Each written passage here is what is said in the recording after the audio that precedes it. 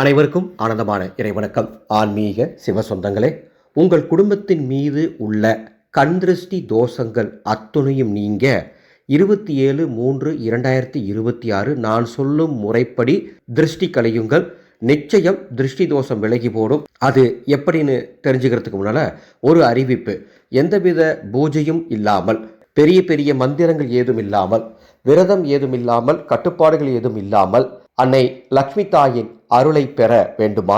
இதோ உங்களுக்காக வருகின்ற அட்சய திருதியை ஏப்ரல் 20ஆம் தேதி ஒரு வாட்ஸ்அப் குழு மூலமாக அன்னை கமலாத்மிகா தேவியினுடைய தாந்திரிக உபாசனை சொல்லித்தரப்போகிறோம். ஆடியோ மெசேஜ் மூலமாக ரொம்ப எளிமையான உபாசனை, உங்களை கோடீஸ்வரனாக்கும் உபாசனை.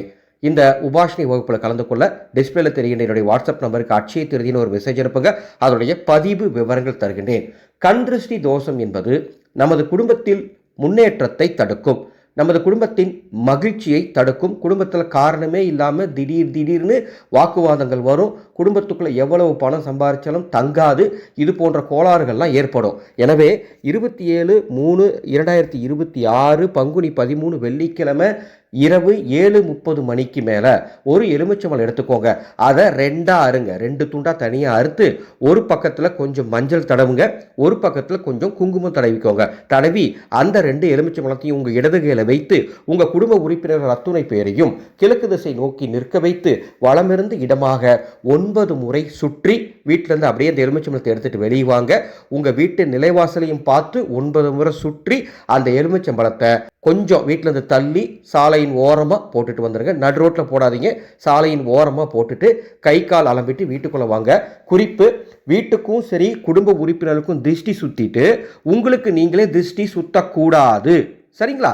அவ்வாறு திருஷ்டி கழிச்சிட்டு கை கால் அலம்பிட்டு வீட்டுக்குள்ளே வந்தீங்கன்னா நிச்சயமாக திருஷ்டி தோஷம் விலகி போடும். இதற்கு எந்த தீட்டும் பார்க்க வேண்டாம், எல்லோரும் செய்யுங்க. உங்களுக்கு தெரிஞ்ச அத்தனை பேருக்கும் இந்த தாந்திரிகத்தை சொல்லிக் கொடுங்க. அன்பு சொந்தங்களே, ஒரு அறிவிப்பு. நம்ம ஒவ்வொரு தமிழ் மாதத்திலையும் ஒரு குறிப்பிட்ட வழிபாட்டை சொல்லித்தரது வழக்கம். தமிழ் புத்தாண்டு பிறக்க போகுது, சித்திரை மாதம் வரப்போகுது. வருகின்ற சித்திரை மாதத்துல அகிலாண்ட கோடி பிரம்மாண்ட நாயகி அன்னை மீனாட்சி அம்மனுடைய துதியை தினமும் சொல்லித்தர போறேன். எந்த விரதம் கட்டுப்பாடு எதுவும் இல்லை. நான் சொல்லித்தர துதியை தினமும் ஒரு முறை கேளுங்க, போதும். நிச்சயமா மங்களம் உண்டாகும். அந்த குழுவினுடைய கட்டண விவரம், அந்த கட்டணத்தை செலுத்தும் விவரம் அனைத்தும் டிஸ்பிளே கொடுத்திருக்க. விருப்பம் இருந்தால் குழுவில் இணைந்து கொள்ளுங்கள். மீண்டும் அடுத்த ஒரு பதிவில் சந்திக்கின்றேன். ஆனந்த மலரட்டும், ஆனந்த ஒளி பரவட்டும்.